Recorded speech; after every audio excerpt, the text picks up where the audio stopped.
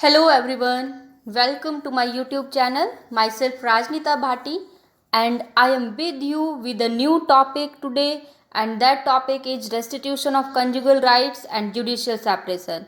So today we will discuss these two topics in a particular way. So let's start the topics, let's start the discussion.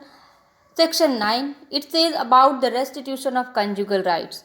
So, what do you mean by restitution of conjugal rights or RCR? Please do comment in the comment box in short. So, in section 9, it is says that when either the husband or the wife, means any one party of the marriage, that could be husband, that could be wife.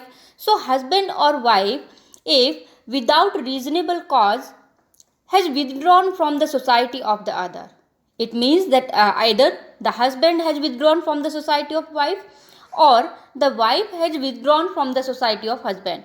So these are the aggrieved party, and anyone from the husband or wife may be aggrieved party here. So this section 9 says that if there is some aggrieved party by the behavior of one partner or by the behavior of second partner, then those aggrieved party may apply by a written petition to district court. So aggrieved party where to apply? It is district court, it is high court, it is supreme court. So here the answer will be district court. So by petition to district court, for what? For what these parties are applying, for what these parties are doing petition? So for the restitution of conjugal rights. So after that, what will be the action of the court? The court's action will be that court will, on being satisfied of the truth. So first of all, the action of the court will be to determine the truth, whether the petition is truth, whether the petition has the grounds of truth, or this is lie of the parties. So after being satisfied of the truth of the statements, and those statements which are made in the petition by the aggrieved party, and the court is satisfied that there is no ground on which I can ignore that particular application. So after that satisfaction, after being satisfied, the court may decree restitution of conjugal rights accordingly. So what are the key words in this particular section? First of all, husband or wife may be aggrieved party. Second, if they have without any reasonable excuse withdrawn from society of one another.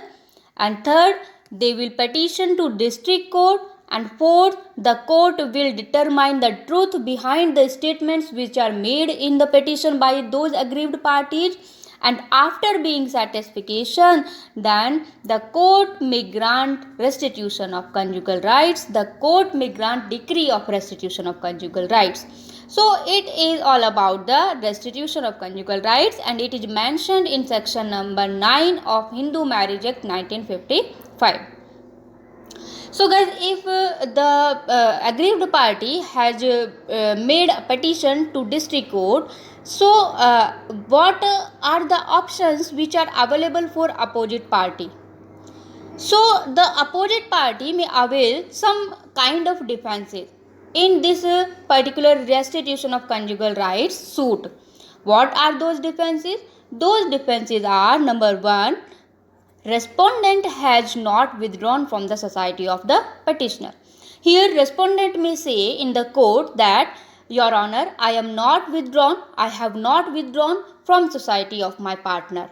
Second defense is available that if there is reasonable excuse of being withdrawn from the society, means if the particular partner has given the court a particular excuse, a reasonable excuse, that this is the excuse, and for such kind of reason I have withdrawn from the society of my partner. And third is that there is no valid marriage between petitioner and respondent. This is also the defense available to respondent. there is no valid marriage between us. Fourth, that petitioner want to take benefit of his own fault or incapability. Here, the respondent may say to the court that their age, the petitioners lack some kind of fault, or the petitioner is incapable, so he want to take the benefit, he or she want to take the benefit of his or her incapability or fault. And next ground may be that there is unnecessary delay in filing petition. So there may be some reasons behind this, there may be some false reasons behind this, that the party has made unnecessary and unreasonable delay in filing the particular petition. And the last one ground may be that the petition has been made in collusion with respondent, means there is some collusion between the petitioner and respondent, and by this collusion they have applied in the court for restitution of conjugal rights. So these are the some defenses which are available to opposite party against the petitioner. I hope you have understood the restitution of conjugal rights. So basically this is about the restitution, and this restitution may be by husband or maybe by wife.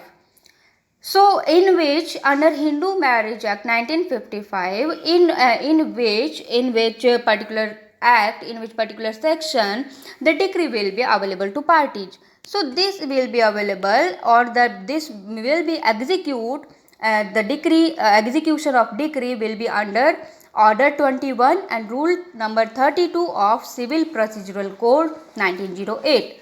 So here main point to note is that CPC's Order 21 and Rule 32 will apply for the execution of decree. Okay, and next one is the case related to particular section number 9. That case is T. Sarita versus Venkat Subbiah, 1983. In this case, it was held that section 9 is unconstitutional, it is cruel and inhumane work, or it is a hated work, and which also violate the right to privacy. Next one case is Saroj Rani versus Sudarshan Kumar, 1984 Supreme Court. In this case, it was held that section 9 is not unconstitutional. It means that section 9 is valid, and it is also not the violation of Article 14 of Indian Constitution. So these are the main cases related to particular sections, section T. Sarita case and Saroj Rani case. Next one is section number 10. So here we will discuss the section 10, that is about judicial separation. So what about judicial separation?